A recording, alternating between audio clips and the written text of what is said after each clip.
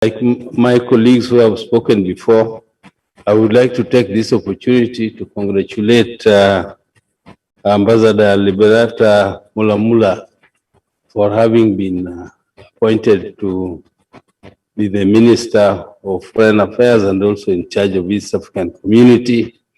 And Mr. Speaker, I would like also to say that she has come with a fresh air, because the air which we are breathing today is different from the air we were breathing just a little while before she was appointed, because it was an air of a little bit of hopelessness.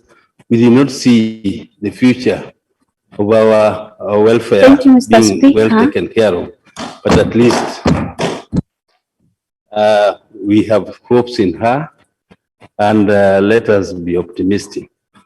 Mr. Speaker, I would also like to congratulate my Honorable Umukiza, my friend, for bringing this important motion before the House.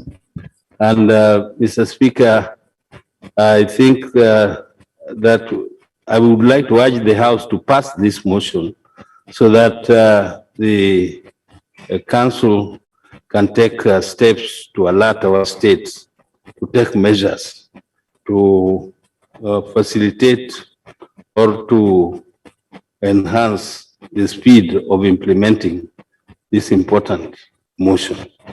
Mr. Speaker, this motion is important in the sense that actually the climate change, for which we are not quite responsible as Africans because we are not highly industrialized, is affecting our countries very, very adversely, Mr. Speaker.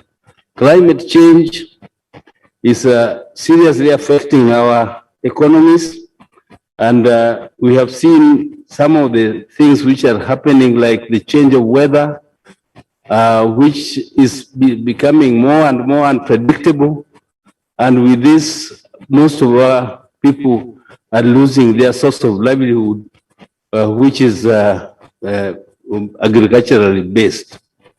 Mr. Speaker, the renewable energy does not have to be expensive energy.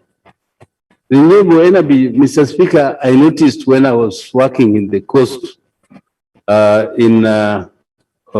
Coast Province of Kenya, as the provincial planning officer, we went to a family which is keeping cattle, and the family keeping cattle was using cow dung to produce biomass.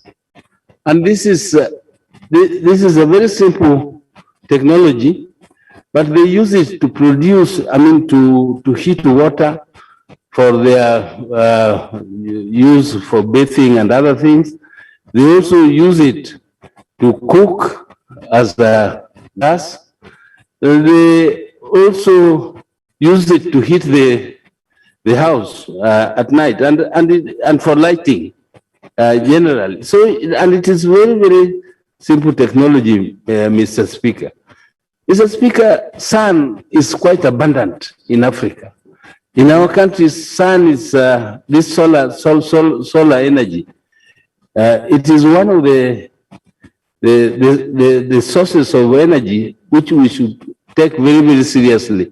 I know, Mr. Speaker, it is a bit expensive in terms of capital investment when you install those solar panels and store it. But, Mr. Speaker, it is not expensive because eventually it will eliminate the electricity bills, which are very, very expensive, and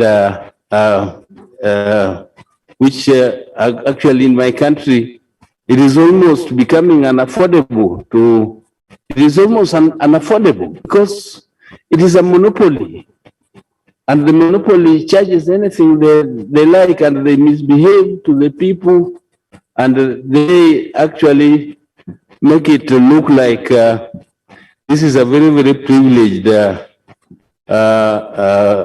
thing to have in your house. And yet it is something we can afford. It is something we can, particularly through the biomass. But when you install it then you eliminate that bill completely, because you will not have those monthly bills paid every month. Mr. Speaker, there is also the geothermal and hydro energy, which is good. But Mr. Speaker, we must take note that the fossil energy which we are using to produce electricity is expensive to begin with. And secondly, it is polluting the environment. And Mr. Speaker, it is also dangerous for us, also for our people who also use, and this is the most commonly used source of energy, which is firewood. Because when our women go out there to fix energy, it takes to collect firewood. It takes a lot of time, the time which they could economically use for other, which could be used for other benefits or to take care of their household chores. And it also saves time for them to even tend to their chambers and do other things if we have these sources of energy, renewable source of energy, and also remove the dangers of attacks by wild animals, the dangers of even being bitten by snakes, and all the hazards of that, apart from, of course, destroying the forests, which is one of the sources of our, for sustainable development in our countries, because we need it for to protect our environment. Mr. Speaker. Mr. Speaker, I would therefore not like to delve much into the details of why we need this renewable and sustainable source of energy, but if it comes to funding, I know it is a bit expensive, but we have to introduce and persist and advise our countries to persistently and to continuously and increasingly use the sources of public-private partnership, because this is a much cheaper way of getting capital injected for development rather than using the borrowing method, which actually enslaves our people for many, many years to come. So, Mr. Speaker, without much ado, I would like to urge the House to support this motion, and also congratulate the President of Tanzania for recently having signed a partnership agreement with Kenya to develop a pipeline for natural gas, which is plenty in Tanzania, and it is a very, very cheap source of renewable energy, which our countries should use more. It is in Tanzania, and why not? Why should we not use it? Why should other countries not use it? Thank you, Mr. Speaker, and I support.